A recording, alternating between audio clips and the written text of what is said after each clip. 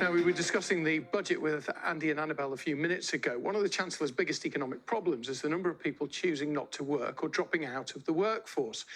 A food bank charity in Buxton now thinks that it might have part of the answer, and it's won a national award for its work. It's all to do with something called micro jobs, as Kelly Foran has been finding out. What started as a food bank now helps people one step at a time, gives them something to put on their CV, routine and confidence. And the idea came from... Everyone uses who are now clean. One of them said, who's going to employ me? I've been on heroin for 20 years. And we thought, well, I suppose we could. And we discussed the idea with the local council, who decided to fund it.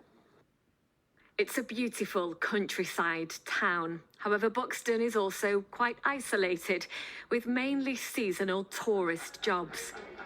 Turam was desperate to stay off the drugs and was offered some volunteer and some paid work at Zink.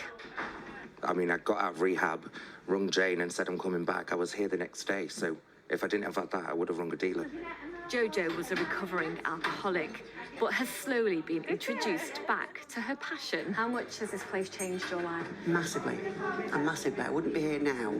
I would have probably gone back to addiction had I not had something like this to motivate me and keep me, you know, doing what I'm doing, which, again, I absolutely adore, you know. Well, we won't delay you any longer. I've seen an order's just come in. That's fine. Thank you very much. Okay. I find their work profoundly moving and profoundly hopeful. They've just won a national award for their microjobs scheme and say if the government did this, they could save millions of pounds. More people in work, fewer on benefits. If somebody goes into work after 30 years of being on benefits, there's a huge saving. 75% of the people who get a microjob transfer into mainstream work within the 6-month period. They say this works. It tackles poverty before it's too late.